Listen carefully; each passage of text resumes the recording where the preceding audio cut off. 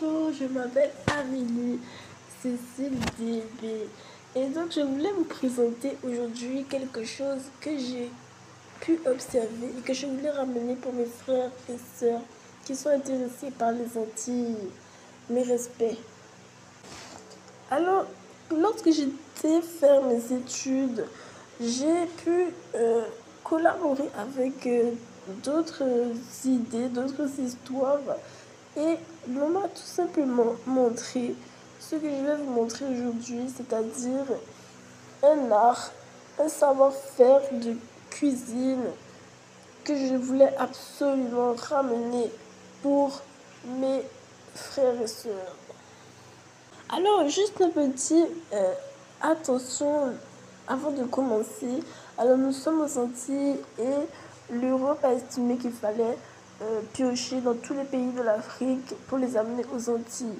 Donc, je vous remercie de votre clémence, même si vous êtes très d'accord avec cette production, si vous avez déjà validé.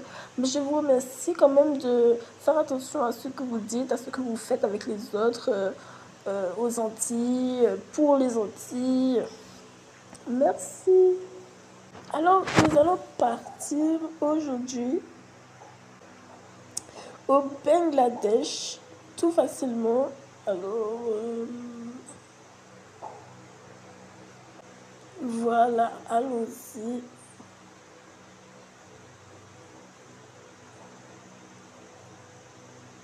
Le Bangladesh, c'est entre l'Inde et la Thaïlande, près du Sri Lanka, ici, Bangladesh.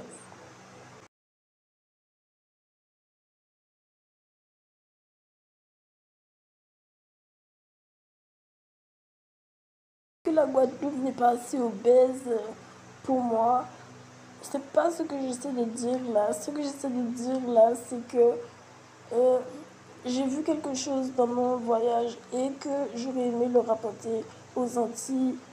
Ça veut dire que je ne l'ai pas observé chez moi et que peut-être que d'autres personnes ne l'ont pas encore. Et vu comment j'observe la société aux Antilles, ben, je me dis que beaucoup de personnes ont peut-être des aspects de ce qu'on va voir, mais non pas la vraie vérité de ces pratiques dans la cuisine, d'être entre camarades et de distribuer de l'alimentation, de faire ça que c'est joli. Quand je vois comment ils se bagarrent, ils se disputent, donc je vais juste mettre ça pour rappeler tout simplement que normalement la communauté qui est musulmane, qui est proche d'être musulman, eh ben, ils sont censés être des bons frères et sœurs entre eux. Donc c'est pour rappeler cela aux Antillais, aux Africains qui sont aux Antilles aujourd'hui. Et même les Amérindiens, parce que je sais que malheureusement, il n'y a pas beaucoup de choses qui leur rappellent cela. Il n'y a pas beaucoup de musulmans là-bas. Il n'y a pas de samedi où on voit les musulmans avec de la robe. On devine seulement parce que quelques-uns ont une moustache et puis une grande barbe. Mais ça c'est pas seulement cela. Il faut plus que ça. Ça peut même avoir un effet contre-productif. Vous savez déjà, être beaucoup dans son rôle et puis ne pas rappeler les histoires de la femme. Ça peut avoir des effets négatifs. Il n'y a aucune mosquée que j'ai déjà vue là-bas. On voit juste les Africains avec une barbe. Des fois, s'ils ont eu envie de mettre la barbe, leurs grosses chaussures africaines, leurs grosses sandales africaines. Et puis c'est tout. On les voit travailler et c'est tout.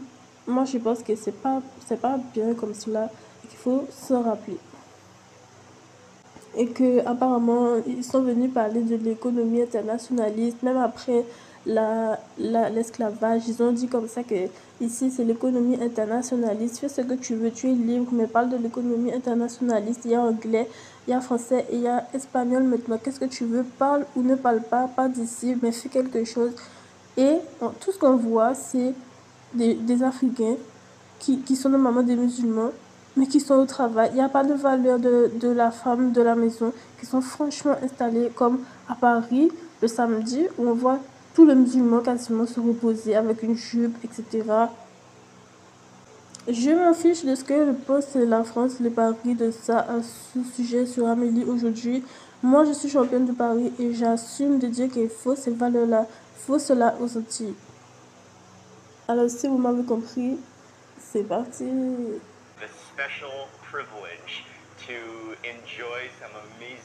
Donc, je vais montrer quelques images et je suis sûre que ça fera déjà énormément